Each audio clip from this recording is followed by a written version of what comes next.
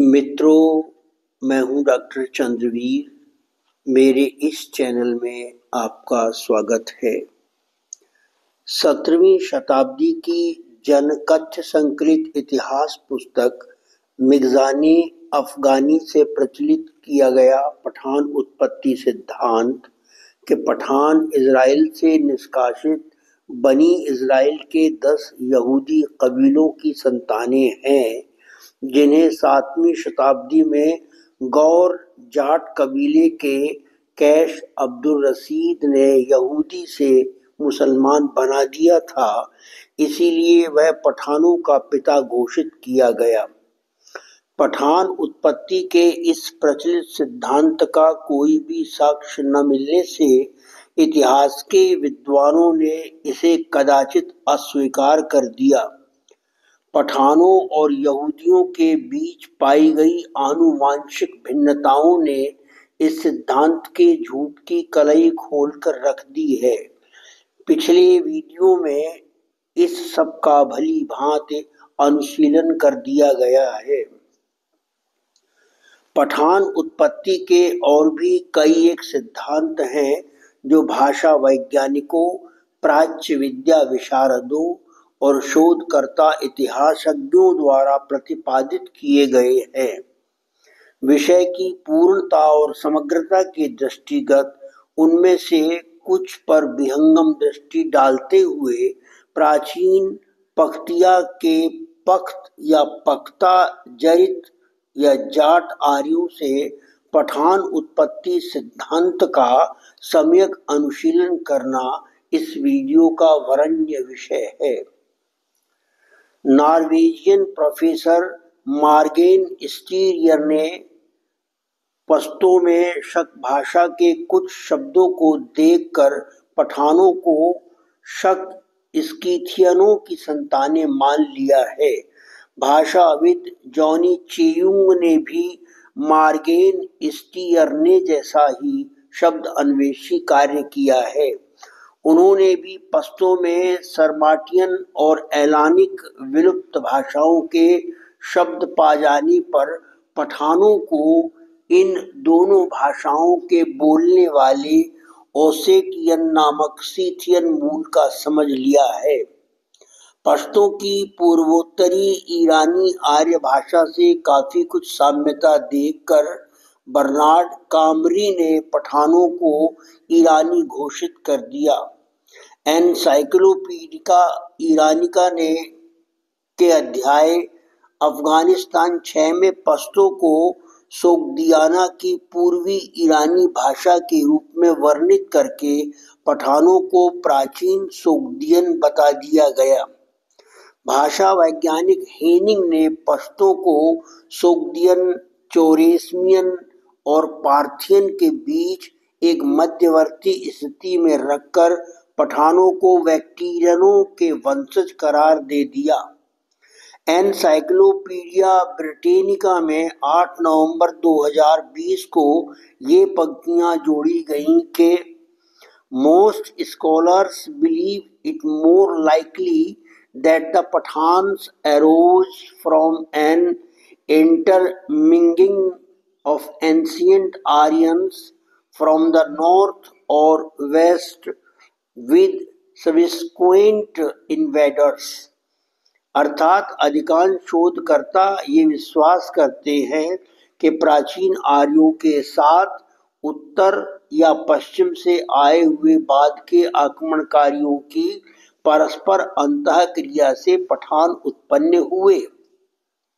The Pathan tribes in Afghanistan पुस्तक के पृष्ठ 117 पर लेखक बेन एचेमन का शोध निष्कर्ष ये है कि it is easy to see why today's Pashtuns could be descended from Persian, Greeks, Turks, Bactrians, Scythians, Tatars, Huns, Mongols, Mughals, or anyone else who has crossed the region over the years, but more unexpected are the alleged Pashtuns tie to Israel, अर्थात यह देखना आसान है कि आज के पश्तून ईरानियों, यूनानियों, तुर्कों, बैक्टीरियनों, सीथियनों,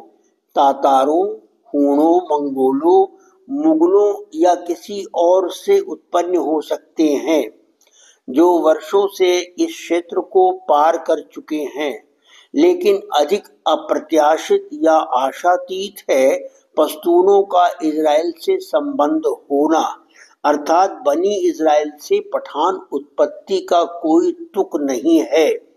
पठानों में इन शासक जातियों के अल्प मिश्रण की स्वाभाविकता से एकदम इनकार करना अनुचित हो सकता है, परंतु इन जातियों ने मिलकर पठान समुदाय की संरचना की, ये इसलिए सत्य नहीं है क्योंकि इन जातियों के आगमन से बहुत पहले पठानों का अस्तित्व आर्यों के रूप में यथार्थ था। शब्द अथवा भाषा साम्यता के आधार पर प्रस्तुत की गई समस्त मान्यताएं निराधार साबित हुई हैं, क्योंकि किसी भी जातीय समूह की जड़ों तक पहुंचने के लिए भाषा विज्ञान एक आंशिक फैक्टर तो हो सकता है, परंतु पूर्ण कारक कभी नहीं। भाषा का संबंध निर्वंशीयता से नहीं होता है, वह तो अनुकरणीय पद्धति से सीखी जाती है। जो जातक जिस भी भाषाई क्षेत्र में जन्मता और विकसित होता है, वह उसी भाषा को बोलता और समझता है।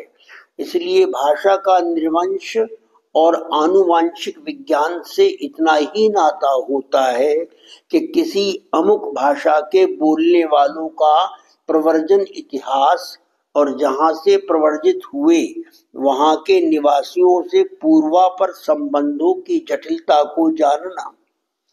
पठानों द्वारा बोली जाने वाली पश्तो और दारी भाषाएं पूर्वी ईरानी आर्य भाषा परिवार की शाखाएं हैं।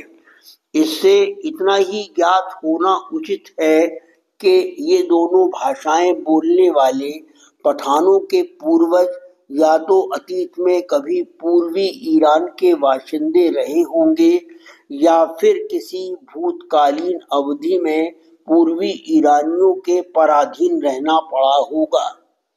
इन दोनों कारणों की परख से पता चलता है कि पश्तो भाषा बोलने वाले पठानों के पूर्वजों ने पख्तिया में आवर्जन से पूर्व पूर्वी ईरान में ऐतिहासिक बाशिंदगी की थी तथा दारी भाषा को ससानिद राजवंश की पराधीनता के दौरान पठानों पर थोपा गया था। पारसी में दरी का अभिप्राय है दरबारी। ससानिद शासकों की दरबारी भाषा दरी स्थानीय लहजे में ढलकर दारी कहलाई। अतएव इन्हीं सब प्राक कल्पनात्मक या हाइपोथेटिकल कारणों से सत्यशोधक इतिहासकारों ने केवल भाषा आधारित पठान उत्पत्ति सिद्धांत को महत्व नहीं दिया है। अब हम प्राचीन पक्त या पक्तावंशी आर्यों से पठान उत्पत्ति सिद्धांत का साक्ष्य पूर्वक विवेचन आरंभ करते हैं, जिसे आद्य इतिहास के विद्वानों द्वारा मान्य किया गया है। लगभग 2 सहस्राब्दी ईसा पूर्व दक्षिण पूर्वी अफगानिस्तानी भूभाग पर मध्य एशियाई नॉर्डिक पक्ता आर्यों के आवर्जन और प्रवासन के पश्चात आर्यों के विश्व प्रसिद्ध ग्रंथ ऋग्वेद के लिप्यांकन का समय 1500 से 1000 ईसा पूर्व के मध्य माना जाता है।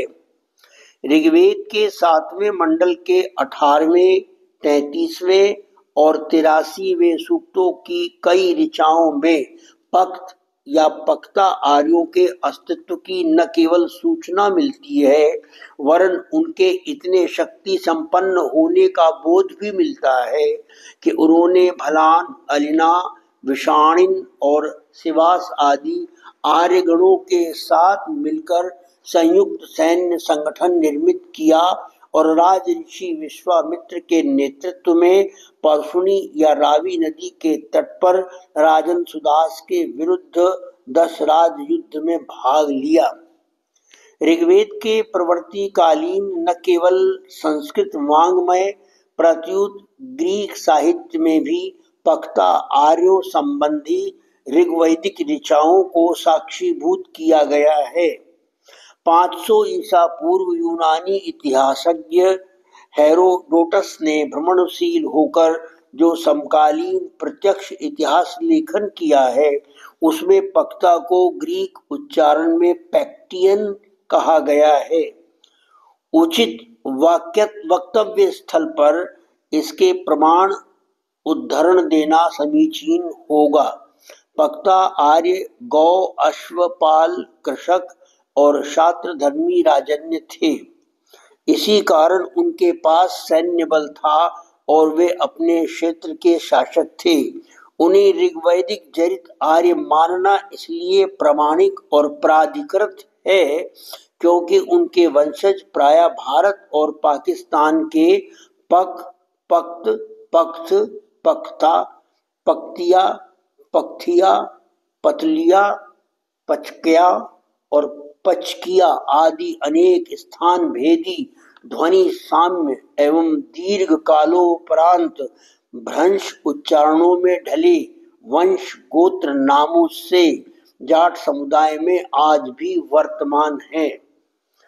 पक्ता और ऋग्वेद वर्णित उनके साथ सैन्य संगठित भलान, अलिना, विषाणिन और शिवास आदि आर्य गणों को विगत वीडियो जाटों में है आर्यवंश के अंतर्गत प्रत्येक साक्ष्य पूर्वक सिद्ध कर दिया गया है कि वे भी आज जाट होने से ऋग्वैदिक चरित आर्य थे। इस तथ्य की पुष्टि के हितार्थ विद्वानों के विचारों का अवलोकन करना भी जरूरी है। ऋग्वैदिक और उत्तर ऋग्वैदिक काल राज व्यवस्था के पृष्ठ 67 पर RUC प्रसाद लिखते हैं कि पख्ता एक प्राचीन ऋग्वैदिक आर्य जनजाति थी जो दक्षिण एशिया के उत्तरी सीमावर्ती इलाकों में निवास करती थी। वह जाटों और पख्तूनों के संभावित पूर्वजों में से एक मानी जाती है।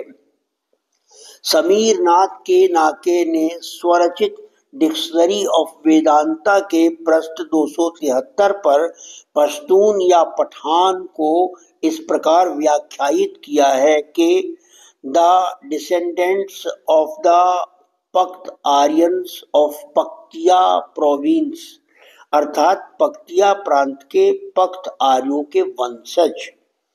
The elusive Aryans archaeological search and Vedic research the origin of the Hindu के पृष्ठ 114 पर पुरातत्वविद श्रीनिवास वासुदेव प्रधान व्यक्त करते हैं कि between the first and second millennia BC the Pashtun originated from the ancient Indo Aryan tribes name Pakta, अर्थात पहली और दूसरी सहस्राब्दी ईसा पूर्व के बीच पक्ता नामक प्राचीन हिंद आर्यन जनजाति से पश्तूनों की उत्पत्ति हुई है। जर्मन इंडोलॉजिस्ट हेनरिक रॉबर्ट जिमर को मैक्समूलर के बाद भारतीय प्राच्य विद्या का महत्वपूर्ण विद्वान माना जाता है। उन्होंने पश्तून या पठान को पैक्टियन से संदर्भित करके हेरोडोटस की ये अंग्रेजी अनुदित पंक्तियां उद्धृत की हैं कि Pactyans live in a Pactic country which is in the north of India. Those people live like Bactrians. They are most fighter among all the Indians. अर्थात पैक्टियन पैक्टिक यानी पक्ता देश में रहते हैं जो भारत के उत्तर में है। वे लोग बैक्टीरियनों की भांति जीते हैं, यानी उनकी संस्कृति बैक्टीरिया वासियों की तरह की है। वे समस्त भारतीयों में अत्यधिक लड़ाके हैं। हेरोडोटस से करीब 1000 साल पहले ऋग्वेद में भी पक्ता आर्यों के निवास क्षेत्र को पक्त्या या पख्तिया बताकर उसकी जिस अवस्थिति को निर्देशित किया गया है वह भारत के उत्तर में अथवा अफगानिस्तान में इतने दीर्घ काल के पश्चात आज भी एक नहीं बल्कि दो प्रांतों के रूप में बदस्तूर है। उनके नाम भी लगभग वही हैं, यानी एक को पख्ता कहते हैं और दूसरे को पख्तिका। दोनों की सीमाएं इस प्रकार सटी हुई हैं मानो एक ही प्रांत को दो भागों में विभक्त किया गया हो। पख्तिका प्रांत 15 जिलों में विभाजित है और उसकी राजधानी शरना है।